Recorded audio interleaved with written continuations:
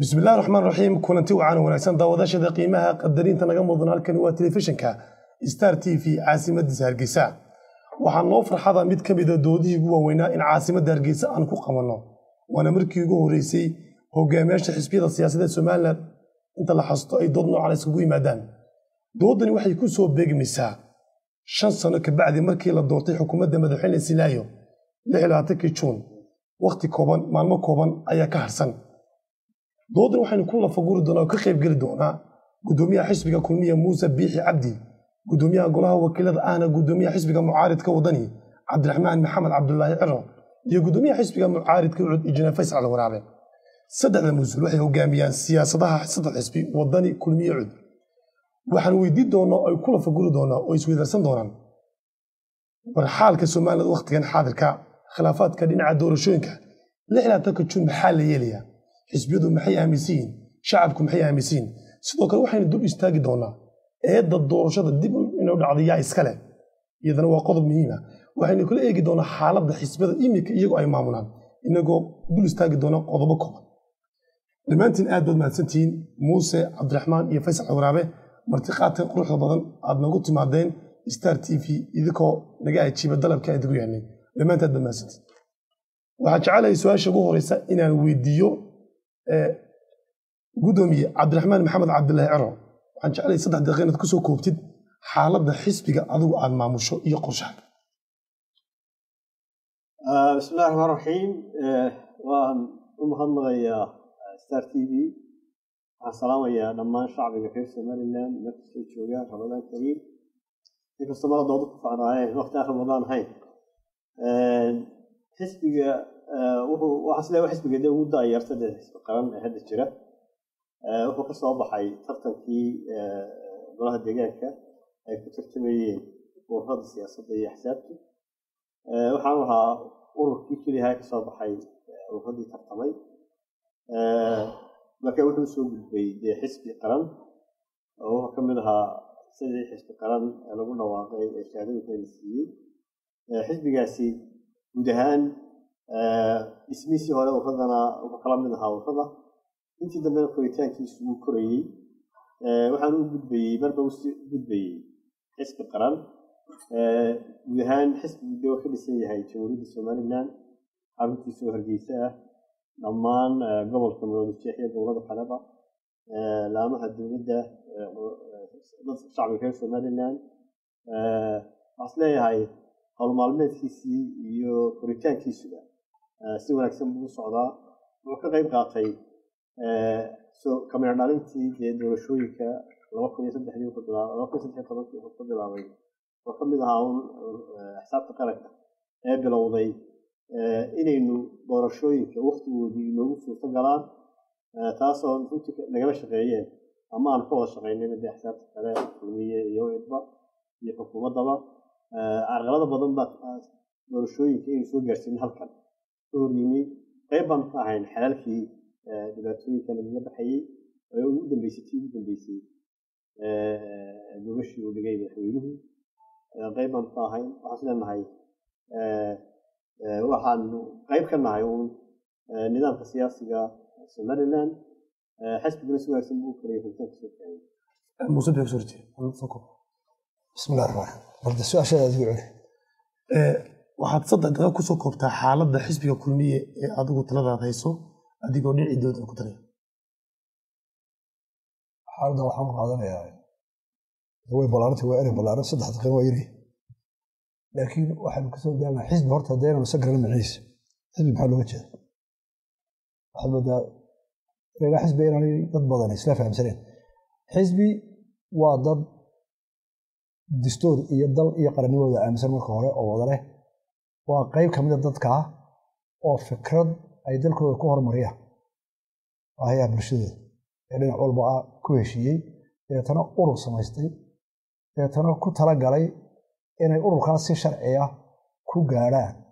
awoodda dalka ugu sareysa looga talo kulmiye isagoo taa ka duulaya waa xisbi soo jiray ilaa bilowga xisaabta 2000 markii la bilaabay xisbiga kulmiye wuxuu leeyahay waxaan oran karaa waa xisbiga qura ee program cad oo qoran oo dadku ogi haddaan soo koobo programkiisu waxa weeye kow in qaranka Soomaaliland noqdo qaran gaara oo ka qayb gala golayaasha caalamka oo caalamku ixtiraafsan yahay dowladaha golayaasha ku jiraana ay ixtiraafsan yihiin laba xisbiga kulmiye barnaamijkiisa waxaa ka mid ah tirarka waaweyn in la helo bulsho Soomaaliland oo casri ah oo ku dhaqanta sharciga cid walba xukumo bulsho dhaqaalaheedu xor yahay haddana aan kala tegin haddii dadka waa xor dhaqaalo oo dadkina u kala baxa markaa in faqiiraya in yar oo aad qani u noqoto waa dhibaato waayo dee qur-aankaaba taa ogolayn marka waxa weeye inay noqoto bulsho dhaqaalaheedu xor yahay koboco haddana aan kala fogaan saddex in ay tahay bulsho ammaana oo iyaduna is nabadgelisa caalamkuna ka nabad galo deriskeeduna ka nabad galo waxna la qabsato tirarka waaweyn oo mid walba sidiisa marka loo fasiro uu qaadanayo dee 12 meelood u kala baxayo barnaamijkiisa guud marka aynu sidaas ugu soo koobi lahayn waxa uu diiradda saarayaa saddexda waaxid ugu waaweyn dowladnimada oo ah dowlad wanaag horumar bulsho oo la helo dhaqaale arrimaha baahida bulshada sida caafimaadka biyaha dhaqaalaha iyo amniga iyo taariikh soo koobanaya ictiraafka hadda masti asi faysal waraabe ana xisbidii ugu horreeyay dalka laga aasaasay adna saddexda ku soo koob xaaladda xisbiga bismillaahir rahmaanir rahiim alxamdulillahi rabbil aalamiin horta xisbigan cadaalada iyo daryeelku maanta reer Soomaaliya sama baranayaan xisbiga ugu weyn weeye xisbigan fikrad ahaan 29 baan dalbanay markii magaalada ay dowlad Soomaaliland dagaalada sokeeye ka qayb galeen ayaan aragnay baahi loo baahan maskaano dad dhiig cusub oo caqli cusub wata oo siyaasadda la galo marka xisbigani waa xisbi ku caan baxay nabadda iyo goonisaga Soomaaliland ma xisbi loo kala waa xisbi ka qayb ka mid ah xisbiyada isla siyaasaddiina adduunka ee social internationalist ayuu ka mid yahay oo xisbi international aad iyo aad loo qiimeeyo weeye xisbigani waa xisbi aan u taagnayn oo inuu kursi ku hele ah xisbi u samaysan Soomaaliland dal modern oo casri ah oo ah social democracy oo leh welfare intii isbixin kara weyda qasada dowladda laga bixinayo taasoo tiga raacno sidii cudurka khadaaq ayaa ardayda aan u horeeyay wax soo saara child bonds child benefitka caruurta aan waalidkooda xitaa isbixin karaan la bixiyo oo hiil oo leh higsi dheer weeye waa xusbi ay fikraddu ka hor dhalatay intaan ku dhawaaqin baan programka sameynay programka wax la sameeyay 1998 baa la sameeyay waxa ka qayb galay chapter kasta cidii ku shaqada lahaa ayaa ka qayb galay hadda dhaqaalaha kale waxa beriga noo diyaar gareeyay Dr. Saad Ali Sharaad dan wasiirka oo economist ayaan noo diyaar gareeyay marka xusbiga waa xusbi isagoo u samaysan in wiligii jiro insha Allah taala 100 sano ka bacdi aan sidii ugu kala aan baabin hadii markuu ka waliga qofkii sameeyay ka baxa meesha waa xusbi Soomaaliland wax badan ku soo kordhiyay xagga nabadgelyada iyo xagga ilbixnimada diiwaangelinta anaga ku keenay oo ku introduce dalka in asxaabta yar isku tagto oo chairmanka ay hesho fikrada anaga keenay oo chairmanka Cabdiraxmaan ucid baa keentay fikrada keentay wax xusbi laga lacag badnaa oo laga magaalada saayay tol badnaa qabiilka xagga laakiin wuxuu ahaa xusbi national oo soo qabiil aan ku sultaneen oo qabaa'ilna isku tiiraan haddana waa xusbi aan jecelahay inuu yahay xusbiga qura haddii ilaahay dadka iimaan siiyo dalka dhigi kara oo ka saari kara dal u ekaan marka waa aad mas'uul ku noqon waxaan jecelahay qodob labaad waxaad tindamaantiin guddiga xisbiyada dadka ololad gelisaan dadka waad kicisaan dadka barnaamijyada u soo bandhigtaan waxa soo baxay madaxweynaha idinkeedii mataliya xildhibaanada idinkeedii mataliya aad ku horeysay Cabdiraxmaan Maxamed Cabdilaahi Ciro ma la xisaabtantaan idii xisbiyadii aad saartay mataliya idinku xildhibaanadii soo baxay ma daba gashaan oo dib u eegtaan oo matala maxad umadu qabatay su-aal wanaagsan runtii xisbigiisaan sheegay waa xisbiga ugu dacyaraayo doorashadii deegaanku baan ka qayb galnay marka waxaa noo qorshaysnaa inaanu dhammaan rabaadka bacdi isugu yeedhno xildhibaanadii golayaasha deegaanka ee ka soo baxay xisbiga iyo kuwii dee ka tirsanaa xisbiyadii aan ku guuleysan doortay inay ku biiraan xisbiga si aanu barnaamijka xisbiga iyo wada shaqaynta xisbiga u xoojino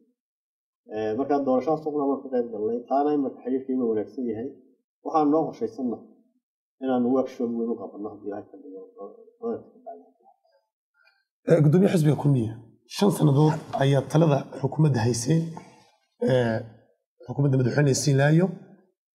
xukuumaddiina waxaa inta badan lagu dhaliilaa in aanay xisbiga xukuumaddii wada socon wada shaqaynin intaad ka war hayso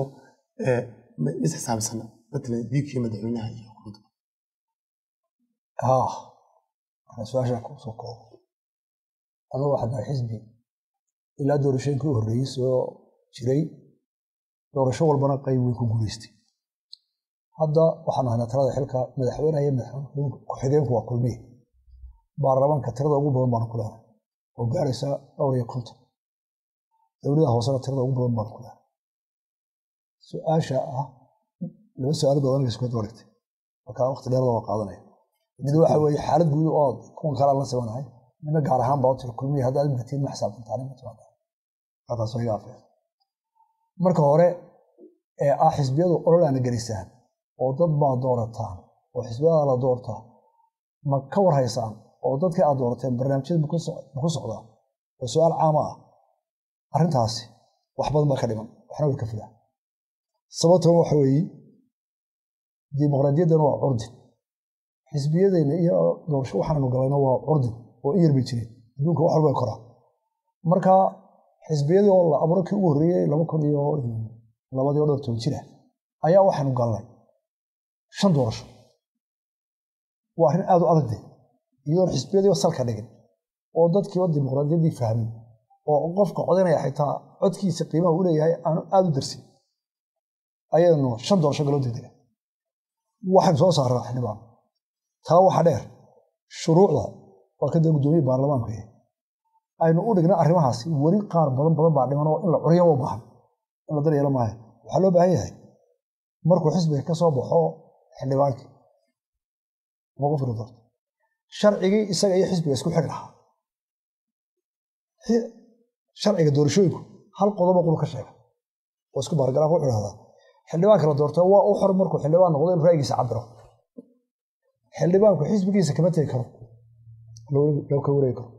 inkastoo waa dhowto oo berg dhowto oo gudoomiye cabdiraxmaan iyo ay qolada baarlamaanka jirta sharciga qayb ka fureen haddana 5 sano 6 bilood bay sanadka horeysa waa in xisbiga joogaan labada qodob qura ayaa xildhibaanka hayra xisbigii doortay isaga si wada shaqeyn lahaayeen hadday ahaan lahayd xisbiyada gudahooda sharciyada ay qorteen waxa loo u soo dad waxa jecel isku ku socdaa hada risuudi xildhibaankii la doortay xisbiga gudihiisa xisbi wala sharciga uu samaystay waa inuu u gudbaa heer qaran oo qaban kara xildhibaanka markuu xisbigii ka taga la doorto uu baarlamaanka galo uu heer qaran noqdo uu immunity yeesho wuxuu baahan yahay xisbi heerkii xisbiga oo la sharciyeeyo oo xisbiyadu ka midaysan yihiin gudoomiyaha xisbiga saas u soconaya kaasuu naga dhimay kaanaga kulmiye ahaan anaga waxaanu keenay fikrada cusub oo tijaabo ah oo hore Afrika looga arag oo aan u kala saaray xisbigii iyo xukuumadda sabab xisbiyadan mucaarada siyaalo badan baa u dhigaan oo guraacan oo negative laakiin waxaanu ka soo bilownay waa aragnimadayda ilaa khaladka aanu galnay 60kii ee aanu la midoona xamar waxa inoogu dhacay oo inoogu dhacday waxa iska ka raacay xisbigii iyo xukuumaddii cid ka rabtay oo waay oo xisbigu inuu hari waay markii xukuumaddii xamar ku milantay xisbiga inoo baahan waxa ka mid ahayd tallaabooyin kasta oo ka dambeeyay xisbiyadii faraha badnaa isteetanka ahaa ee ku tartamay 60kii markuu qofka xisbiga ku soo baxo waxa sharci xukuumadda iyo xisbiga xataa markii la joogay burco 19 markii SLM la abuuray xukuumadda ugu horeysay dood baa timid arrinaya waraysiga raacnaan kala reeb waa la isku daray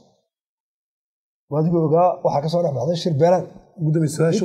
waxaan jeclahay su'aasha waqtiga nagu yar su'aasha ma xisaabtataan idigii xukuumadda kulimada xisaabiya waan ku soo socdaa ma idinka waana baraga ahaan ka bogtaadiyey waqtigu hadalkeena ka bogta anigana ay daran adigana waqti aad yeelaysaa marka waxaynu soo maraynaa kii ugu dambeeyay udubuha waxa tusaale cad ahaa haddii xisbiga iyo xukuumadda ay kala gaar ahaan lahaayeen inay kala hari lahaayeen xukuumaddii udubara qulays lahaayeen annagoo arrimada waxaanu tijaabinnay in la badal kala saaro guul way keentay oo xisbiga iyo xukuumaddu way isxisaabiyaan waana taa idinku u taqaanaan dhaliisha ee tiraadaan kulmiya way is haystaa laba uloodba marag way dhufanaysaa kulmiya way is haystaa iyo ma xisaabtantaa dad xisaabtaan way murbayaan oo isqabsadeen marka waxaan u kala rabnaa inaan xisaabtanno oo nusu ertiro taasi waa qodob xaaladdu maadaama ay cusbayd oo xisbi iyo xukuumad kala baxaanna oo aan qorshaheedu u baahnaa in badan dee qoraallo iyo waay arrimo la haysto way ka yimaadaan dhaliilo u baahan in dib loo soco oo cid walbaan ficil doonta mustaqbalka marka kulmiya wuu xisaabtamaa madaxweynihiisa la xisaabtamaa xildhibaanadiisa loo xisaabtamaa kuwiisa dowladda hoose waa la xisaabtamaa faysal cali waraabe labada mas-uul badarkiisay soo hadleen maxaa kaga baxay waxa weeye horta aan ku waraabe dalkan Soomaaliya waxaan ka shaqeyn sharcigan shaqeyn constitutionku ma shaqeeyo especially shantii sanaadda dowladdan hadda joogta haysa imanka saaxiibka gudoomiyaha Muuse waan ognahay doorashadii 28 ku soo helay 4 uu sheeganaya xibnood waxaan aragnaa 4 oo sheegan tahay qalad oo dee sharci tahay maaha inuu sheegto maaha waxa weeye markaanu soo saarno ayaan ugu dambaysa u dambeeyay marka anagu masalan gudoomiyaha waxaan leenahay Laascaanood meeyarka iyo waxaan leenahay meeyarka Berbera iyo meeyarka Gabiil aan leenahay iyo ku-xigeenka halka hadday sharci jiro waxa ahayd in anaga lanoo daayo inaan dowladaha hoose Laascaanood anagu maamulno oo xusbiga uu siyaasadiisa ku maamulo meeyarka anaga nala shaqeeyo ka Berbera anaga nala shaqeeyo oo magaalada anagu si aan doonno u maamulo dowladda hoose si aan u tusno inaan hadhowta baarlamaankana aan wax badan uga helo gabiilna caynka midna ma aragno ka Berbera waxa uu ku beeray kulmiyo ku beeray kan gabiil ma naqaano meel uu joogo kala saacad ma naqaano marka waxa weeye xildhibaanada aan soo saarno waa qodob mid kama laba nin marka maxaa khadab doomi waxa qaldan de constitution ma la daaway dowladda madaxweynuhu waxa weeye constitution daafacaaway anaguna ma hayno leverage aan ku ilaalino oo inooga cabsadaan ma hayno constitutionkii ilaalinayna madaxweynihii ma ilaalinayo dowladda ma ilaalinayso marka waxa weeye ninkii baarlamaanka soo baxa ninkii qofka ka soo baxa deegaanka xaafadiisiina kuma xidhna oo xaafadiisa baahiisii sheeginaya ka deegaanka ka baarlamaankuna constitutionkii soo doortay dib uguma noqon xisbigiisa kumuu soo noqon halkii ay taalo arsaaqad ayuu tagaa midna ku arsaaqad badi marka laba xusba u badano midna maqalkii waxa haystaan baarlamaanka midna maqalkii dowladda marka aad iska halkii nimanka hadda iska cusub tigaya waxaana weeye dalkan waxa dilay sharcigan ku socda constitutionka inta jeer ay kala jebiyay breaching uu sameeyay dal dowladda ay ku jebisay hadda taagan oo hadda deenu damiir leenahay laga dagaalami lahaa oo maxkamad la tagina ma jiro marka waxa ku leeyahay qadan koo dhamaan uguma xidhna awood aan ku ilaalino ma hayno sharciga mid kasta oo ka saxeexna hadaan aragtin markan baarlamaanka dooranay shuruudaha ka saxeexna inoo saxeexan ay jebiyeen ida ka badan marka waxa ay midna gacanta ma jirto dadkii soo doortay gacantooda ma jiraan asxaabta ka soo baxeen dad ma jiraan way iska cusub doontaan waxaana saa ku raaliya kuda madaxweynihii jooga oo maalintii aan nidhi saddex xusbiga soo saarnay ee nidhi group aan u sameeyay group leader oo web waxyaha loo sameeyo afartii bilood meel madaxweyne ka horreeyay riyaal wuxuu yiri fasax waa wuxuu doonayay ku xukumo remote oo iga wada yaacay marka dambe kuwiis baa ka yaacay udub oo marka waxa weeye haddaan sharciga la ilaalin dalkan sharci kuma socdo wada ogtahay maxkamadda sharci kuma shaqeeyaan meel sharci ka socda Soomaaliya wuxuu aqoon iyo shakhsi iyo hebel iyo danays saas qaran lagu dhiso dadkan been u sheeg saan ku socono dowlad lagu dhiso waxa ka muuqata war magaalada dhisi kari magaalada Hargeysa caasimada ay ku daafad ilaa ku daafad waxa weeye dadkan waxaad moodaa inay been ku xasaawan dowlad qaran aynu awoodeedii iyo fishkeeyadii iyo taladeedii aynu haysan ayaa maalmo intuu fuulo dekeda magaalada saaye maxaa cashuurteeda iyo qaadka cashuurteeda intuu u fadhiisto ayuu odhanayaa maxaa madaxweyne iyo dowlad baa aad was gudbi ku soo noqon waxaan jeclay qodob kale inaan iska bilowno oo muhiimadiisa leh 6 Juun 2010 markii la doortay xukuumadda madaxweyne Silaayo waqti kooban baa ka harsan weli lama heshiin inkastoo xisbiyada iyo xukuumaddu hore heshiis u gaareen laakiin guurtidii ayaa go'aan kala saartay go'aankaasina wuxuu ku noqday carqalad in hore loo soo doorashadii waxaan jeclay qodobka inaan ku horeeyo gudoomiye xisbiga kulmiye 6 Juun waqti kooban baa ka harsan siday wax u socdaan iyo xaaladda markaad eegtid inuu ku soo noqon doona waxaan jeclahay ku weydiiyo marka ugu horeysa eedda dib u dhaca doorashada yaa iskale su-aasha ay badan baa la tortuuray eedda dib u dhaca doorashooyinka kow waxayse ciddii sharci dejinta inoo haysay uu kow ka yahay cabdiraxmaan inuu hor fadhiya sababtoo ah doorashada waxay dib ugu dhacday sharciyadoo daahay sharciyadu 2 meelood baa laga soo uraya mid xukuumaddaa soo gudbisa dadna baarlamaankaa sii daaya waxaanu ku habsaanay xukuumaddii oo sharciga keentay baarlamaankii uu ka gudbi waayey oo muddo dhaaf haystay haddana isku celiyey marka eedda koowaad waxay yeelanaya ciddii daahisay oo ah baarlamaanka oo oday u yahay cabdiraxmaan oo la habsaamo sharciga cabdiraxmaan wata fikradda muusabix muusalamanka way kaste aad uga fogaan maayo waa iska rabadaane laakiin waxay la tahay waddanku dee madaxweyne leeyahay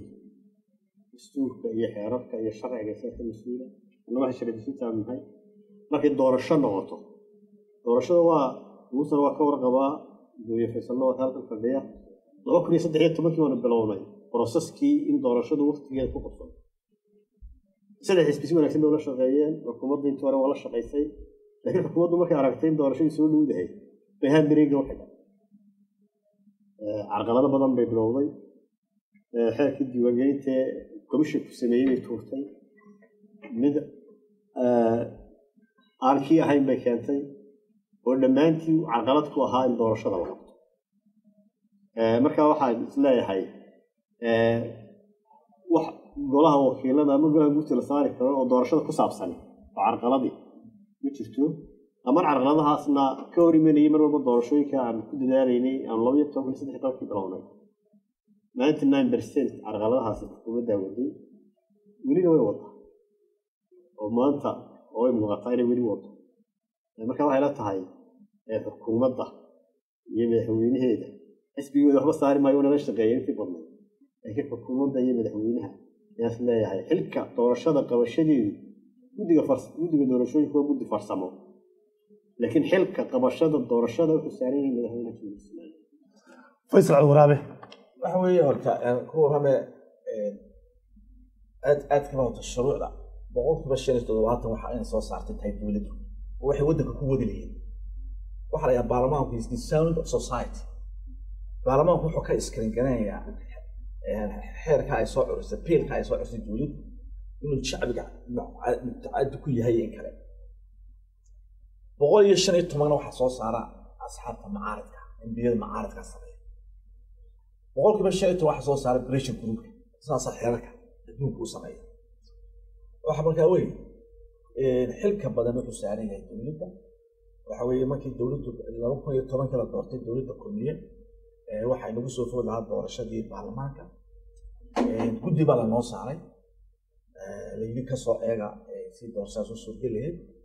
anuu guddiga ku maqan madaxweynuhu diray ayaa kolis la sameeyey markaas leeyli waa kolis guurtiga iyo loo kordhiyay baarlamaankiiba sababta waxay ahayd maadaama aan diiwaangelintii aanay diyaar garaysneen si waan iska ogolaanay waxay ahayd markaa in la iska fadhiya mahay 5 sano mar haddaa doorashadii la toliyey 2 sano iyo bar loogu daray 2 sano 8 bilood iyo 3 sano 8 bilood guurtida waxay in markaa hawshii la bilaabo hawlihii harsanaa hawlihii ilaa maalinta ay fadhiisay ilaa maanta wax diyaar ka ah mustamijo markaan waxaan u arkaa inay meeshan timi xilgudasho la-aan ay timi xilgudasho la-aanna meeshu sharci baa ka yahay constitution haddayna constitutionkeena aynu ilaalin lahayna may dhacdeen horta wax baylaha badan ma dhacdeen marka labada qoloba dee way arrinta way saamaysaa laakiin waxay 100% saamaysaa dowladda inay xeerka curisaa weeye xeerka wax ku wadaheed ee doorashada doonaysa inay ku qabato baarlamaankan ka eegaabeed haddii ay baarlamaanka ay ku sameyn waayeen baarlamaanku waxay marka ay sugna u curiyo laakiin eedu waxay saaran tahay magacan sharci dejinta macnaheedu waxa weeye uu iskrin garayaa waxa weeye dowladda ayaa regulationka iyo lawska doonta ku xukunto soo marista baarlamaanka marka eedu ma qaybsanaa eedu waxay saarantay dowladda madaxweynaha ayay saarantay dowladda systemkeena waxa weeye waa system president system baa weeye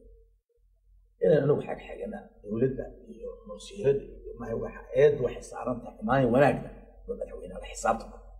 xisaabtanka had buu taagan yahay maantuu taagan yahay xisaabtankiyo 5 sano madaxweynuhu way dhamaatay waysan noqon doontaa farqayn doonaa waxaan jeclay muuse bixina ku socday muuse waad maqlaysay arrin wuxuu leeyahay anoo kama dambeynay madaxweynaha ay ka dambeeyaan waana su-aashii markale ku xukuumadda iyo xisbi miska horay inta badan waxa lagu celceliyaa waxaa la muuse bixin waxay ka socon laadahay xaggii madaxtooyada oo go'aanku qaataa xaggii madaxtooyada lagama qabo oo muran qaba waxay la tahay taasi waa hadal meel waayey waa hadal nin aan run sheegay tan ay Faysal iyo Cabdiraxmaan ba xoogga saaray yidhaahdeen madaxweynaha saarantay oo sharciyada soo gudbiyay da horta wuxuu gaala dil gartiisana siiyey waxaan wadowna bilowga marxad ka yihiin sharciga doorashada in madaxweynuhu waqtigiisu ku soo gudbiyay marka aynaan dee istikaari aynu dee si odayaal u hadlayno waqtigiisu ku soo gudbiyay baarlamaanku wuxuu ka uriyay uu ku dahay waqti kulub ka bacdan uu isku noqdo marka eeda waxay ila tahay horta qaran ahaan dee waynu wada leedahay xisbi mucaarad iyo muxaafid qaran ahaan waxba inaga dahay waynu wada leedahay oo feriir nuwiib markaan si kala qaadana laba meelood buu aana u yahay oo awood lahaa waa madaxweynuhu soo gudbiya iyo ra'iisul baarlamaanka soo gudbiya waxa maragmadoon inuu madaxweynuhu waqtiga ku soo gudbiyay ay ku daahday meesha baarlamaanka haddana imika labadu wax isku raaceen madaxweynaha eeda leh horta halkaa waxaan arkaa inay gartaasi sax u qaadnay oo sax yahay madaxweynuhu waqtigiisa uu keenay wax lagu wariyay halkaas ku daahday yeelkeeda way naga wadaahday anagu xisbi ahaan wax la Cabdiraxmaan imika waa yidhi xisbiga waxba u sheegan maayo ee madaxweynaha maage horta madaxweynaha iyo xisbigiisu waa isku mid haddaan anigu si wacan kula shaqeeyo xisbiga si wacan kula shaqeeyey waxaad uga reebtay isaga garan maayo ayada ama waa wada qaadayna ama wada qaadi mayno marka waxay la tahay wixii hawla dhex marteena si wacan uga wada shaqeyn haddii garba naqana waxaanu tirsanaynaa inaanu qolada mucaaradka annagu uga hawl badnay doorashadu inay hawl gasho ugana dadaal badnay waa mowqifka anagu barashafka taaganahay dee imikana adigu doodan yar odhamaysid maxaa dhacay iyo maalheble iyo taariikh iyo dooda dee waxay tagaysa waqtiga haddii loo baahdo laakiin waxaa run ah inaan eedaasi xagga kulmiye iyo xukuumadda ku baaqan 16 juun waqtigu ma gaarsan Cabdiraxmaan Maxamed Cabdullaahi Caro maxaa la yeelay bismillaahir rahmaanir rahiim waa su'aal wanaagsan anu waxa qabaa inaynu maanta soo gaadhno 16 juun maxaynu yeelaynaa ma yahay si kastaba ha u dhacdee wixii soo socday waxaa ugu dambeeyey gogashii madaxweynuhu dhigay madaxweyne maxamed xamed suleyman ee ku saabsanayd in la xalido muran ka dhashay kordhintii guud axsaabtu way ka soo jawaabeen gogashii waa yimaadeen hawl kadib waxaa ka dhashay heshiiskaasi wuxuu ahaa in doorashada la qabto December 2016 waxay ahayd heshiiskaasi inuu fulo xukuumaddu ilaa maanta tallaabo ay qaaday si heshiiska u fulisay qaaday oo anagu ognahay ma jirto saddex xaaladood baa furaasaas leeyahay waxay ahayd in dib guurta laga codsado inay dib eegaan go'aankoodii xukuumaddu qoraal iyo af iyo shir midna ma kulli loo xigay oo arrintaa ka qaaday waxaa furayn maxkamadiisu dastuuriya oo arrintii dib loo eego waxaa furay madaxweynuhu komishanka u yeero oo consultation la sameeyo oo taariikhda cusub ee doorashada inay cayimaan ka codsado dabeedna jirta ku soo saaro intaa midina ma dhicin marka waxay la tahay xukuumaddu waxay u tala gashay malaha waddanka dee mugdi geyso marka waxay la tahay kulli axsaab ahaan axsaab waxaan jecel lahay inaanu tala midaysan iyo go-aan midaysan arrintaa ka soo saarnaa waxaad ku hajabteen hore inaad dowlad kumila dhisaan shuu maga garsiinsan dowladda kumilada waa ka mid arrimahaas laakiin go-aanka rasmiga waxaan doonaynaa inaanu waqtigaa ka hor mar labaad xisaab soo saarto faysal waraabe 26 June waqti kuma kaarsan horta aan ku warraba horta dalkan inuu doorasho ma arkaysaan dalkan beela badan baa jirta inuu waxa obsessive ku jiro doorasho dalkan hadda maanta marayo meel xumo marayo sharci baad arkay maanto shirkadu waxa la ii sheegay niman doorata niman aad buliso waaran sita inay qof soo qabtaan in la dilo masala maarto waa tiitay isku daayay halka oo kimaano tilaysu deynka imperial imperial high la baxsan war dalkii niyo uu digaya dalkii haddana been ku sheekaysanayna oo daqaad waa maqansan oo maleynayay waxa aanay ii muuqda malaa'ikada ma muuqda dalkani haddaan maanta taal isku imanay oo arrimayna horyaado ka mid tahay doorashaas aan isku iman dawladdu dhagay fureysatay ma iyadii wax ma dhaqaajinayso siyaasad ay maanta siyaasad dhaqaale male siyaasad dibadeed male siyaasad tacliin male wax meel inooga yaala siyaasad Soomaaliya male wala saxay la soo toosiyay niyo waxa weeye 26 June doorashada dhacday maanta way dhici kar weeyii waxa madaxweynuhu la wareegay 27kii July bishaas ayaa ka hadhay maanta doorashada dhacday annagu ma leh haddaa dawladda waqtiga la kordhiyay la isku iman waayo oo laga watashan waayo oo ilaa 10 qodob oo xasaasi ah oo u baahan intaan doorashada gelin inaan dhamaysano oo ka mid tahay arrimaha bariga oo arrimaha galbeedku ka mid tahay oo saami qaybsiga khalaasoo ka mid tahay haddaan la gelin waxaan cid kursiga laga xigaa jiro waa halkii aan lahaa maalinteedii أحمد ويده أنا مدحونا سو شرح قبلي وريكورد وهايسا كبتي أنا ريالة ولا معاملني أنا مع أحمد محمد سيارة يقول مية أنا تهلك المارس حدا إما كلا يسوي ما وكا وجوبي لكأو وتهلا يسوي ما واي وكو فرط الحلالين وحيان كل شيء مدحوينه ku-xigeen waa saxay labada xisbiga macaan xaafidka saxay wax loo daayay anu waxaan u arkayaa haddii madaxweynuhu arrintan fulin waayo inay xil gudasho la'aan meesha ka socoto oo xil gudashaan dalka ay ka socoto xagga madaxweynaha oo loo baahan yahay arrimo ka waaweyn soo bixi doonaan waan xushoonina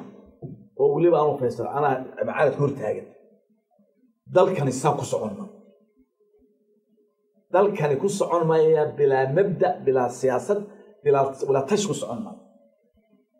aynagoo maanta arkayna inaad sharciga maxeedo lagu qaato haybadii dawladda meesha ka baxayso inagoo hareerihii oo layna geliyey inaynu maanta aynu aragno aynu daawano oo ninkasta ilaanay xanjiyada meel igu taalayo xanjaasa iga baxaysa oo aragna beeli hareeru inay maanta wada tabanayaan oo kuwii dhexe iyo gurigooda aanay ku sansan banaaneen inaynu riwaayad isku dhignaa adaan riwaayad isku dhignaa adaan riwaayad loo baa anu riwaayadda ka geli riwaayadda aanu ka qayb gelinay shacbiga waxaan leeyahay war wallaahi maanta maalin aynu ka liidana aanay dhicin waana ku dhaartay 23 sano Soomaaliland ilaalinayo maalin aynuga baqa badan aanay jirin wata gudoomiye waxa weeye 26 July haddaan imaka intaa hortay shir la isku iman anaga shirin dawlad baarqada sameyn waa ka loo bata markaas si aniga Axmed aan ku hanjabi jirnay sameyn soo waxaan ka baryan ma war aan tashano war isku nimaadno war wixii la heshiiya saaxa soo waxaan ka baryan ma العيد اللي جو حوق بديه العيد اللي جو حوق بديه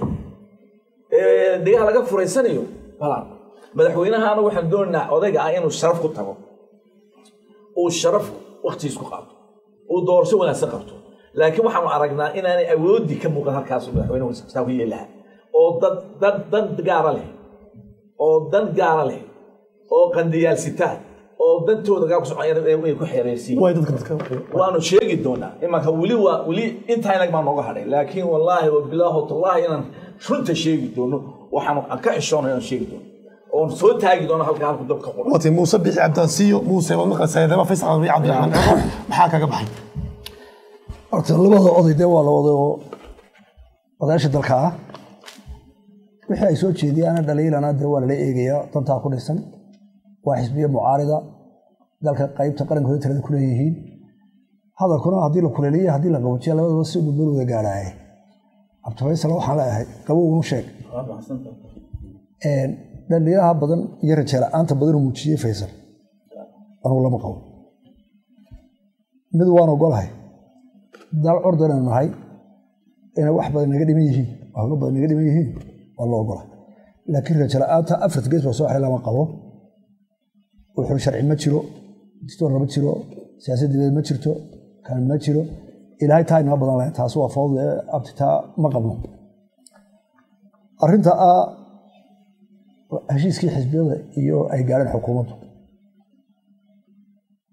وحنقا هرتا دي إلى نوحي إيقنو محاي نوصف تقرأ شرعية قوش أنا قافدني إلا هشيو أنا قريب بدنا قاعدي عبد الرحمن بن أبوه البضنا وأنا سلا قاعد رفض بدك بعد وجرتها وقريب واحد نوري من هشيس كأنه بدك قاعدين إنه نرمرين إنه وجر إنه كل عرونا ما ويحاول دون إنه واحد بدك قاعدين ضم بين وراهين قرن كاين ورقني واحد كور تجني كأن وقاري كورا شرعية أو قريب الكوبو إناي كنت مركز إنه يبنو إنه أول شرعي ما ينال هاي الكوب بدل لا إكستنشن كوقت كأي جورس وقوتي أول شرعي بينايس واحد هاينا إنه كأنه حل سياسي صدق هذه حزبي يو دولة الورمرة صار ينوضل واحد نوري منو حوي قلب شرعي إنه هرتان وجورس إنه هرتان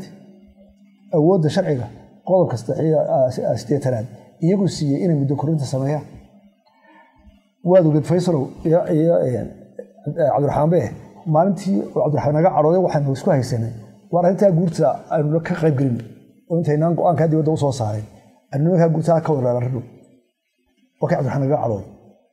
هذا هو المركز الصحيح هذا الكسر ما يدوك في قلت دي حزبية دي هي حكومة دي هي مدحوني وحلو ارتاقت لي ستور شرعيا ولا رنا شرعينا هالكبير هذا فيصلوا كذا على ما ينو عرو يسأل يري ما يسأل يري ما وينودي هراء الحكومة الشرعية يعني سوق العنشرة بنوضم بس عبد الرحمن وحنا لا مدحونه تافريا الرمان كذا ومضح شرعينا أو بضية أود مدحوينه قد في الصديقية تناد الدستورك وجورت كان قاعد كراه هذا نوع شو الواحد لكن قلت واحد شرعي قويني أود أنا قال هلا راعو وحي كانتين وبوليتيكال أو سوليوشن سياسية حل ما كانتين سياسية أقبل منه ورجد وحول سكوري متشي قلت ده iyo gudoomiyaha inuu hargeenu waxay la tahay halka carada iyo la yeeli ma yahay furay ka waxa ka wanaagsan sideen arintii qaybtaas ay noo dhiman u wada fulinaa inagu xisaabteen taasaan talabaad 20 hadii ay la gaaro maxal yeelaya iyadoo waxa la sayaa Faysal war ogol carada waa nin muddo soo mucaaradaha xaaladana dhowr jeer ka hortimid laakiin arrinta oo garaa maayo عرّا هذا وجهنا وجودني برا وأنا كصدحات هقول بدنا حسبنا كبار عين إن مكان السوق كابو تشين يرتل لابسه ونوكلا فريستو مركب باشا صامد يتبدو وين وقع وتشينه لحالة خير بارع عيه إن شاء الله إنه بس كمان يدبل دقيقة لحالة كانوا يدبل دقيقة هذا أمسك أقول الريك هاي شرعي مركب روح هو قلب كورنا يد حوالي هذا كدورنا أيام مركب عود كبار هلا هو على دورنا هو شرعي تستور كل حلي يقول ده كورنيسة waxaanu kaana u qaadana kana sharci u noqon waayo madaxweynuhu equal status ahaan waa garan maayo ee dhitiri markay guursi kordhisay lama raacin lifaaq meel laba oranaya marka la guursi u kordhiso uu ka awood yahay ama uu ka duwan yahay statuskii uu lahaa markii la doortay labadooda story waa la dooranaya waa la aqbalaya waa la kordhiyey waxba lama raacin waxaan se kula ogolahay wixii dhibaato aan ka wada hadalno waxaan u raacaynaa siyaabaha sharciga noo siiyey axsaabta qaranka awoodda aynu leenahay marka dastuurka waa pressure group waa sharciyada dhinaan sheegaya markii inta ka horreysa lahaa war waxaa sharciyo badan baa daqaya naga qabaya dastuurka qodob quraanay dalku wuxuu leeyahay 3 xisbi qaran kuma darin wax kale adeeg markii la dhigay xisbiyada la sameeyay kii xisbiga lagu sameeyay awoodaha arrimahan oo kale markay yimaadaan xisbiga meel ka hooseen xisbiyada waxa qulayn ku waa talawadaha qodobka gaabad ku haysanaa kaasoo isticmaalayna inagu xisbiyada talawadaagina marnaba la inoo diidana marba inuu soo shaqeynaa doowa laakiin waxaan u baahanahay intaynaan dayro iyo taraadhic iyo taraadhic ayna soo dhawaar maxaan yeelaa halkaas inuu taagantay waxa weeye gudoomiye waad mahadsan tahay horta waa mid guurtidu kow xaaladihii siinayey awoodda inay kordhiyaan horta meesha ma yaala qodobka aday akhriysa wuxuu sheegayaa guurtidu waxay guurdin kartaa markay abaari jiraan disastar jiraan daacun jiro deba iyo dhulgariir jiro dagaala jiraan xaaladii ma jirto xaaladii ay guurtu ay isticmaal lahayd ma jirto mar hadday caynkaa noqotay doorashadii dib u dhacday waxay noo sharciya wixii inagu aan ku heshiin waxbaynu ku heshiino meel maca dowladdii maca saddex isku heshiin in laga meeraysto markaa oo inta wax lanala saxeexo dowladda la saxeexo haddana guurtii haddana la heshiiyo laakiin gudoomiye guurtii waxay leeyihiin awood badan wax ku dhino guud dee markay kordhin karaan markay waa haddii editinga ay sheegaya markay dhibaatadaas taagantaa wey dhibaatadii ma taagan ta labaad guurti sharci ma tahay guurtida ayaa soo doortay bal guurtidan gudoomiye qodobka suuna ugu jira war meesha sharci ma jire oo guurtuna sharci kuma fadhiyo baarlamaankuna sharci kuma fadhiyo dowladdaasaa sharci wax ku kuseeyay dowladda hoose haddii ay maanta wixii wada sharci noqdaan bilaa sharci noqdaan sharci waa laga tegay aanu xirjajibkeen ugu shaqaysano xirjajibkii baa la isku yimi waxaanu ka hortagnaa fawda tacab badan buu geliyey madaxweyne ku-xigay tacab geliyey cabdiraxmaan waa kana waanu ku qasabnay gacantaan marooji hadda annagaa anaa rahmin oo le waadiga faysal oo naga saxaye wad dowladdan doonaysta wixii ay doontay maa wax kale inaanay socon maysa aduu waan ku ogahay saa u sheegtay inuu idinka kala reebay dowladdii iyo xusbiga aday xilkuma saarna waa khudbadiis ku daray annaga waanu kala saarno waanu ilbaxnay oo waxaanu yidhi dowladduna sida rockadkii cirka tegay cirka ha tagto anoo kii ka hadhaan noqonay haddaba cirkii bay tagtay adigu eed malihi annaga haddaba rockadkii soo fadhiisanayna waxaan ku soo fadhiisan waxa weeye shacbi baa halkan jooga shacbiga haddaanu maanta waxaan ka xishoonnay inaan nidhaa soo kaca sianu soo kicin jirnay maalin waan soo kicin jirnay mudaharaadka waxaran san had iyo goor mudaharaad waan ka soo horjeedi jiray maanta waan ka soo horjeeda maanta dhowto waan cabdiraxmaan ay ka horjeedi laakiin hadda waxaa nagu kalifisaan in dadkayga masaakiinta ah een biyo haysan een caafimaad haysan een nabadda ka horida inay idinku soo dedejisaan in ummadda aan la ka kaca laannu de qasabna naguma haysan karo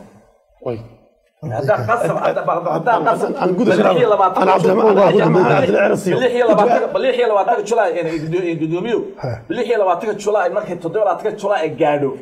haddana intaa heli weyno carwakaas siinay hansi fadhiyo haddaanu intaa anaga nala heshiin oo waqti aan wada go'sanay oo ku ducaynay aan la gaarin bal halkaas ha fadhiyo waati gudoomiye cabdiraxmaan maxaa cabdilciraasiyo halkaas ha fadhiyo aad u gudoomiye waxaan jecelahay xisbiyada way soo gashay ويدك لما هذا يدوش دعوه كنت بطل محا خلدان هجيبك خلدين وحي خلدين قرن ما يلعب على حساب بدو يا سيده تنسي على راسي noqonayaa walaad guutiga institutionka cid ma haysato waxa la haystaa xogay go'aankooda article 83 dastuurka ka muu yaala oo akhri kara sida faysal sheegayna xaaladu ku xidhan tahay nabadgelyo ka mid ah afar ka mid ah dagaal ka mid ah duufaas ma jiraan go'aanka guurtidu waa inuu ku salaysnaado danta ummaddu maxay doonaysaa inuu doorashaynu leenahay institutions ku inoo qaybsan yihiin doorashooyinka waxay nooga mas'uul ah sida xeer 20 uu dhigayo waxay nooga mas'uul guddiga doorashooyinka waqti doorashay qabteen ولي أنا نقول فوق مركز وكون تشون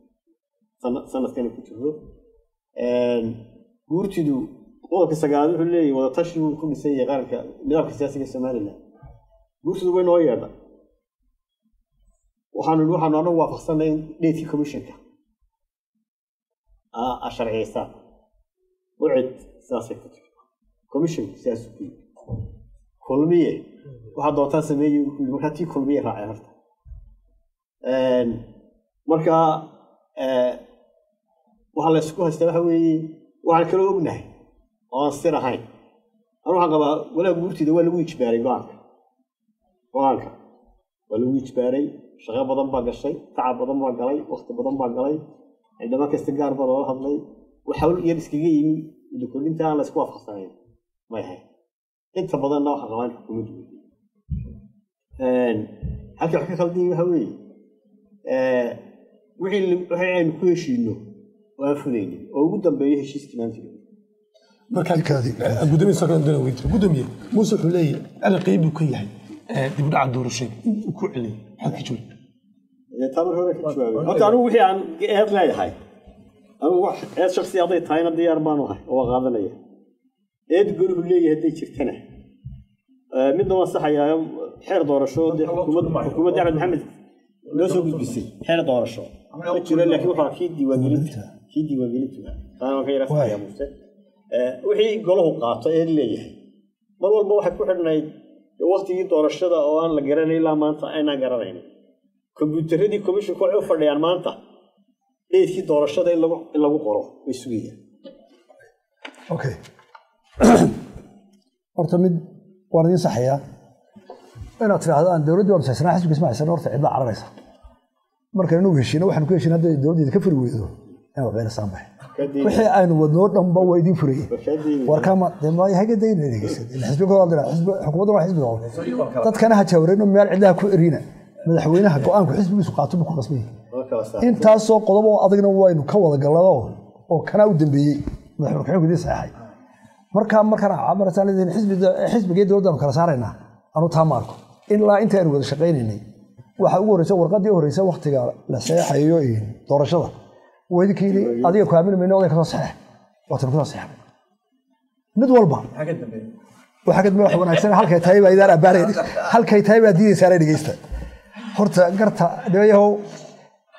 حزبين هاي أضياش الكلمة هرت عدالة إنه نسكب لونه هرت عدالة إنه نسكب لونه وراك فيصلوا قلب أورانا يا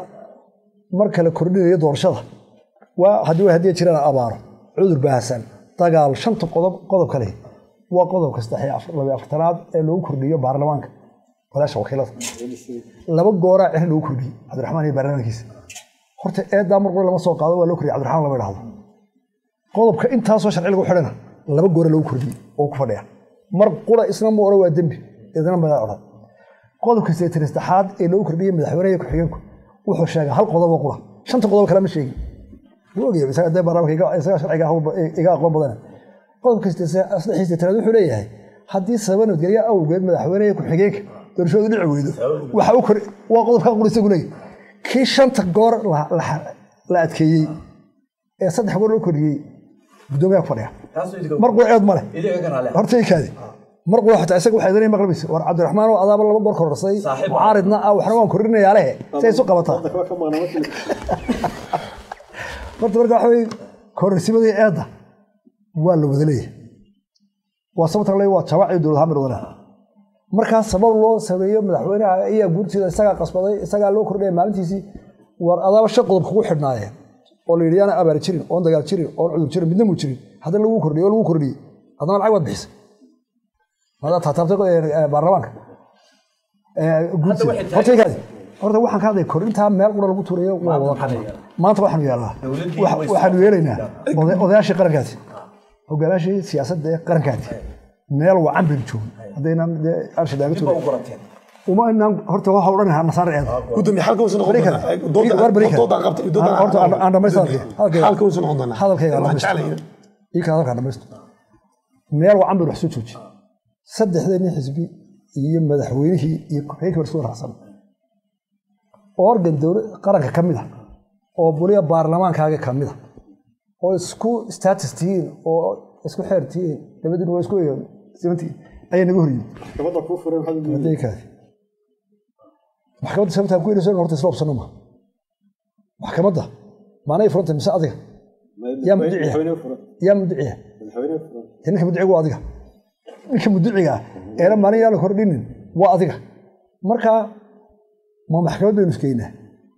ma inaga isqarcina hawlgalka ninka looga baahan yahay inuu guurta qanciyo waa adiga oo haddii aad doorashadooyso isku baarlamaan baa tihiin legislative baa tihiin isku aqal qulaa tihiin orodoo adigu faysla eedaa kulaga qabee ka soo dhammay aqalkaaga la mida iyo guddoomiyaha siman tihiin inuu inaga aqbalo waxaan soo jeedin intaa naga qaad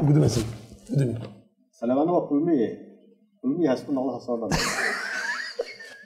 maynaan maqal meel ku sheegtay arrintaa wada hadalkii soo shaqeynaa halkan soo noqon doonaa dhammaantood mahadsantihiin inta badan khilaafaadku wuxuu ka yimaadaa tallaabada guurtu qaado muuso dad badan waxay soo jeedaan ama mucaaradka ay soo jeediyaan leeyihiin guurtida miyaa laga maarmi karaa waxaan jecelahay su-aasha inaan faysal cad ku horeysiyo waa laga maarmaya maalin habeen dobi kale waan sheegayay guurtani waqtigeedu wuu dhamaaday waxaad waqtigii aan institutionsku inoo samaysmeen jabadiina SNM-tana ay isqabsatay ayaa back up horta marka hore ku abuurtay waa ka ragi sameeyo ahayd inay jabada ilaaliyaan oo ay u noqdaan mustambeed waa la sharciyey sharciga markii la sharciyey oo boorama lagu sharciyey waxaa laga dhigay inuu loo meekan yihiin upper house oo kale haddana dadka meesha ku jira dad hawshaa qaban karaya maaha oo 999 waxna may akhriya waxna may qori jirin nimankii hadda waxay u baxeen u xusiibteen wala dhaxaltooyina meesha waxayna beelo soo sameeyaan hadda mushkiladda dalka hortaagana waxay noqotay guurtida waxay noqotay institution u taagan inuu xog kordhiyo wax ka aan qaban marka aan waxaan qabaa waa arrimahan doonaya laga doodo ee dawladda dambe insha Allah ku dhici doonto waa guurti ma u baahna kow ha iyo maya haddayna u baahanahay guurti yaa noqon kara xaj cabdo noqon kara waxa noqon kara nin madaxweyne hore ahaan jiray jaamica noqon kara sidee guurti loo noqdaa ma waxaa laga soo qaadanaya gobolada laga soo dooranaya ma qabaa'ilka laga soo dooranaya ma doorasho ku imanayaan ma wuxuu ku imanayaan maxay qabanayaan oo la define gareeyo tiradooda la yareeyo adduunka lama arag upper house iyo lower house isleeg lama arag waa arrimahan doonaya ka wada laakiin aan waxaan ahay dadka oranaya war mar hadday cabinet-keena noqonayso konton wax ka badan oo fira ka badanaya laba chamber uma baahnin waxaan u baahanahay hal wakiila baarlamaan keliya wakiila baan u baahanahay haddaa loo baahda la sameeyo guddi wada tashi oo odayaalaha la sameeyo laakiin aqalka labaad hala baabiyo anu waa doodayda markaa dee dad caqli lahoo doonaya inay qaran dhisaan oo wax concrete dhisaan marka la doodaa la furo cilmiyeysan anu taasaan haya waanan ka soo shaqeeyey stadigaasna waan soo sameeyey laakiin waxaan u qabaa maanta guurtadan waxay nagu noqotay mushkiladii nagu taabo وmaantana dawladan waqtiga dhamaata u afduumaan mayso group aan la soo dooran oo dhaxaltooye ah oo 121 imanka ay gaboobeenba oo reeriyihiin dad magaalada saaye sariirta yaala qaarkood la leeyahayba magaalada sariir possible ma oo da'dii xitaa ay ku soo geliyeen ma jiro marka gurigeena waa guri u baahan inaynu ka wada doodno guri caafimaad qaba dhisano ayaa loo baahan yahay aan sii gudoomiyaha بسم الله الرحمن الرحيم ده سؤال مهم ولا تاي وخصوصا مصير سومالي لاند هي برلمان كيس بسميه سنه إما كسيدو ويالو waxa weeyaan dastuurka ayaa xanibaadaha ilaa dastuurka aynu bedelo waxay la tahay marar badan wala soo qaado miyo soo qaado laftiisa in la review gareeyo laakiin anu waa aragnimo inta arkay saafaysil sheegayo dunidoo dhan laba golo isleey Ethiopia tag Rwanda tagi oo 24 ba walooda guurtidu Ethiopia baarlamaanka waa miskiga ma ka yar guurtidu marka waxay la tahay wuxuu baahatay inta in la review gareeyo marba golaha wakiil xal isku dayna inaan xeer sameeyno lagu soo doorto golaha guurtida kaana musuurti giri waxaan u baahanahay xeer u sameeyno in laga tashado la review gareeyo in constitutionka lagu noqdo marka waxay la tahay taasi waxay u baahan tahay waqti laakiin waxaan qabaa uun dee modelka dawladda ku dhaqaato mid ka duwan inaynaan u baahnayn oo haddii labada gulajeeyaanna kanna waa la badin karaa kaana waa la yareyn horta guurtida waxaan u kala saaraynaa aqalka guurtida iyo dadka imika jooga labadaas waan iyan kala qaaxiyaan guurtida samaynteedii iyo farsamadii ay ku fadhiday xoogaal baanu ahaa taa waxaa lagu raadi maayo laakiin arrintaa guurtidu hawsha ay nala qabtay markii intii hore jirtay waxay ahayd in waxtara dad badan nagaga dayday caalamkuna inoo qoray inaguna curis creativity Somaliland lahayd oo dad badan mashaakil waxli baa ka yahay Afghanistan golaha jeeradu inaga naga qaatay waxa kale oo qaatay waan filayaa Suudaan iyo kale loo sameeyay meelo badan bay naga dayday laakiin ujeedada iyo falsafada ereyga guurtu ku fadhiya waxaan qabasaa odaasha ay sheegeen in dib loo rifiyo gareeyo war maxay hawl uga baahanay iyo haybadiisa iyo hawshii loo qabanayay in dib loo eegaawo baahay ta kale see loo dooranayaa anaga meeshii way iyana waa in loo sameeyaa waa meelaha ku habsaan raggii odayaasha ee abuuray way dhinteen lama dooran dhaxal buu ku yimid mar haddii de kriteeriyada dhan baqadatay marka in dib loo eego oo golahaasi inteebu noqonaya sidee baa loo dooranaya laakiin waxa gola guurtidu inuu jiro waa muhiim aqalku iyo farsamada kala hayn laakiin waa hubaal wuxuu u baahan yahay review waa la isku diiday aad u maasantay gabagabada doontan madana iyadoo qodob kale ma harsiin dhinaca ka joogay soo dhawday wali mid heshiin marka Cabdiraxmaan aan ku horiyo maxaa la talay anigu xalka waxaan u arkaa arrimahan dhan wada xalinaya inuu fulo heshiiskii saddexda iyo xukuumaddu ay gashay waxaa isleeyahay furaha arrimahaasoo dhan ina hor yaalla maanta markii hore aafirto waxaan in hadda soo gaadho maayo 27 meeyahay waqtigii aanu saxnay heshiiska sida ay sheegayeen labadoodayba markii hore waa ka biyadiisanay heshiiska laakiin danta ummadda iyo shacbiga reer Somaliland dantooda ayaan ku galnay waxaan rajeeyay markaa dhaqsihii markii hore ku socday ee uu muuse ku waday gacmaha noo maroojinayay oo ka yara fadhiistay baa filaya intaas markaa in la dedejiyo waxaan qabaa wax maalin ku dhamaan kara ama laba cisho weeye heshiiskeena أنا واحد هركع دولة دريم اللي جبتها دولة حاول كمان حاول كمان أنا سكستو اسكت تربيع سكست اسكت يالي أو إن دتك بيجيس أو ودك واحد كتشرس لكن وشي دمع ودلي يقول الدلي يودن جارو تنا ذاك اللي بيجي أبسلوت أنا بيجي يقول إيه ما يو لحية لبا يكون توسيرو سكفر فقيا ومن مد مقلينو سياسة مدرسة لهنا وهجان هيسل لهنا اسكو بتوصل أنا وميل لحي تدريج لواتك بيشات شلاي هدي أنا لسكو إيمان أو مدحوين تقولش الطبيعة لسكو إيمان أو إنه تشن دولة وقت الدركس كاسية أنا سوى كان سلاجت تشن أو لاجت تشن قضبة إنه هريالة وحنا أركينا السومان نبدي جلس وحكى موسى صاري موسى وحنا كلها أنت ما أنت نوت على كوي تدورشوا أرهم قبيلة بدن باجر نيو واحد دول ما دايرة بالي دول أوضاع ما صوما ونما يهو أدو جوي situation كنت نهوس ما نقدر نسويه ورد واحد نهوي سنة ما أنت واحد نهوي سنة كذا نهوي سنة ورما أنت واحد لود يرجعين يدك يا نتش واحد صحوا بانت يلا يتش دورشة ده واحد وي هذا مساي نقول وضد دورشة كده بنشتريه أنا وحوي إثنين اسمها يسمو وان بربرمي وحلوها الدولة ده ما أنت وح أركعين السنة دي الوسط الشيء كده بدبر ولا نسيح كريم كده بدبر سو الدولة ما صح ما بنكي هلا كاس اللي يراه هلا كسميه قاعد أي اللي يقول عواي ولا إذا قال يده إن الدار على السنة قاعد الدنيا ماشي قاعدة ولا يقول عواي وهالدولة أنا أود السعونين ضل هو باباي ورمان ما حتى إما كعسكرتين يستيلي سو بدأ يديلسو أو عسكري يوتيل يديلي أو نقول يسكت يديلي أو له بيسيه هذا دولة ما يخص بابا أنا واحد لا تعرف وريا عبد الرحمن ويا نكو أبسط مقام دورشوا حنودي أكتر منه وحين حاجات war gurigeena hagaajino war gurigeena uu gubanaya war gurigeena uu degaya war ma ogin maanta Axmed Maxamed Siiraayo markay u tagtay waxba kuma diidana musumaasa lagu weligu ma sheegin ilaa Maxamed Siiraayo war maanta dawladda halka tuuga ka qoran waxa ka qabyaalad ba ka qoran beelaha ima beeladan Axmed Maxamed Siiraayo oo waxba hayso dhulkooda maray suuqa lagu caaya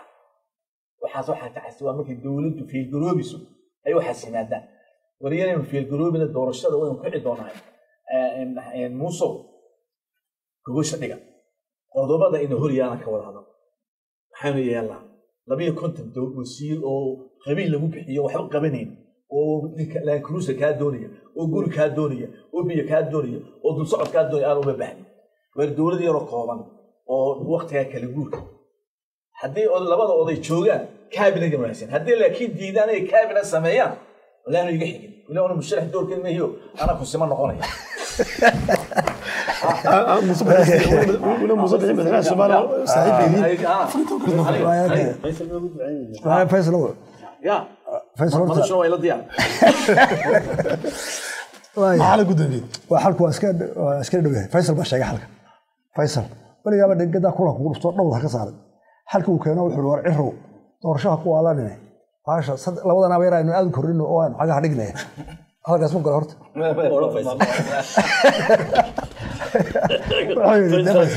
war obsession doorashaha ku caraarine hawlo badan baa inoo yaalay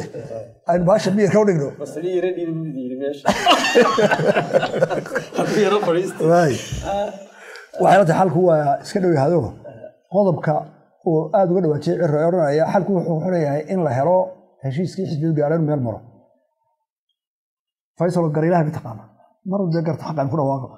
anigu markay xukuumadda iyo madaxweynaha ugu adag la diro waan ay isku qaad jiray inta badan ay ku soo guurin jiray cirka waxaan baarlamaanka isku qaad baarlamaanka baatiilay qolada guurtiisa maanta uu mar walba meel wax ka keen oo maanta nimanka guurtiisa inta naga soo baxay guurto ka tagtay hada hadeen guurti toogno heshiis ma saxinays iyagu bari lahayn ما هو صحيح ما حاسس اني قبص شرعي ku wartay guul انا بس قدامي horta waxa ka ay halkiisa ay ta qaranka mid waan qaadanaya waxba inaga qabiya waxba inaga xun aanu tashano aanu silbaadno hal is dhageysto wax la waan ku waligeed weyn jir waligeedna Faisal wal weeri waligeed ma diin adiga xirtoona way noo furantay sharcigeena qoraya tala wadaag lama diidana laakiin dawladii amar baa ku sanatayda fulna ka daay hadaan gool kartaa hada si aan doonaysaa loo furiyo taasi soo jeedin maaha waxa inaga xwaanaysa waxaan leeyahay waa la isdhageysan wixii noo doonana qabsan sharcigu sidoo heelo waa ugu dhaqmo tan aad ka dayrisay tii xagga waa laga soo oogay xagga waa laga soo oogay oo waan hoos u waan jabno waxa la bariyaa marka dagaalada la galayo ayaa waxa jira nin go'san la yiraahdo ragga saan kala dira abcad naga soo aqbalaha halka hadii ragga hore dunta 100 fardoole iyo intaas oo loo maaraysitaan oo jikraysitaan waxba fulaha ninka go'aso halkaas oo arkay haduu doono fulbarka geel meelaha taagtaagan rag baa inama qoriyaan martay xabad dooyay kala soo carra beesha qaxiyay ka kacay waa maxay 4 kula fardoole inagu soo socotay saan kala la diraa waaba toban noo gaadma qalmo jiro malaha maanta afraadka ay soo jiro afraadka jirnahay cidina haweysata iyo cidina noo ayeersan mid ka baqabeynay maanta ay taagan halka ugu adkay shan faraad baar ka goyn dhalin hoos oo leh waa waxaan dabooli karo qaar ka adag bir soo doob qaar ka adag aynu ka soo gudbin laba halada isma qabatay suuqeeda waxaad halkaa wax jirta rajo iyo qanaacad waxaad madaxweynuhu waa wanaagsan waxaas kuma qorra wargii la saaso hadana tan jirto haduu madaxweynuhu inoo wanaagsan yahay waynu isugu tagay tiisa raaci waxaan hagaajin madaxweynuhu fayo yahay inta kale uu sixdo waxa kale marka meel uu ka jarigna ma taalo marka waxay la tahay talaynu isugu tagi wixii dhawaan buuxsan arinta guurtada halka weyn wada dooni madaxweynaha gaar uga taalo kulmiye uga taalo way noo wada taala wadani iyo baarlamaanka u badantay assalaamu calaykum gabagabada marna waxaan jecelahay in saddexdan su'aal dib xisbiyada ku saabsan haddii doorashada imika waqti lagu dhawaaqo waxa soo bixi doona oo la doorashada xisbiyada musharaxiinta soo saaraan xisbiga muxaafidka kulmiye intana ka war hayno wali musharaxiisa kuma dhawaaqin kastoo hore madaxweynaha Soomaaliya uu sheegay in musharaxiin Muuse Biixi Cabdi musharaxiina waxa la filayaa rabadaan ka bacdi saataan iyada musharax يا كون رأيك بعرف له maadaa noo taliya xagad ka keentay warka inta ku hayno yaanu warkaa meel soo saaro mid naga haysaa qoraal iyo aftoona mid naga haysaa eedama sharax xagad keentay warka adaaba lagu haystaa hordeedama sharax waxaa noo sharax madaxweynaha isagaa la doortay inkabat madaxweynaha haya dowlad wal iyo xisbi uga soo baxaba madaxweynaha u taagan faysal eedama sharax adiga masajman أنا سؤال أنا ما قبضت أنا مشارح ما أدري أنا مشارح ما لكن وربيت قربا بدل واحد قرطان خلافة اللي بدي بحاجة خلافات بيك سويتش سؤال ولا بس صح إيش شيء ثمرة أنا خلافات ده ما بحاجة لا يقول أنا ويا مشارح ما يجمع ما صدق أروح في اليابان مشارح ساعتها مشارح صوبح الدولة دلوقتي الدولة شو الله غفر أيوة مشارح لقول واقع الدولة dhammaantiin aad baad mahadsantihiin doodan oo socotay muddo saacada waxaa ka qayb galayay gudoomiyaha xisbiga mucaaridka wadani cabdiraxmaan maxamed cabdilaahi ciro gudoomiyaha xisbiga kulmiye mudane muuse bixi cabdi iyo gudoomiyaha xisbiga mucaaridka wadajina faysal waraabe aad baan mar kale saddexda mas-uul waqtigoo qaaligana soo siiyeen halkan iskugu yimaadaan lagu mahad celinaa waana markii ugu horreysay dood noocan hargeysa lagu qabto oo mas-uuliyiinta xisbiyada iskugu yimaadaan sida hufan ee kaftanka iyo dhinaca weerarka siyaasadda ka qayb qaateen dhammaantiin aad baan ugu mahad celinaa أبداً كم العليا موسى لما تجي الوزن تجي فيصل ضد واحد اللي سعود سيدي يعني جو حمسة على بالبولة وحنوم هذا العليا حزن مال ليدر عبد العزيز عنور علي جنة عثمان أحمد عثمان مصطفى آذن محمد عبدي يسعدنا ودمان تود لين على كمرضة فرسمة ده إسكو دبلت كباهينتا ما ملكسرين تبكي خيب آذني سورة جلنتا تودا قرقة بدني كخيب قطان لما تهدم ناسنتي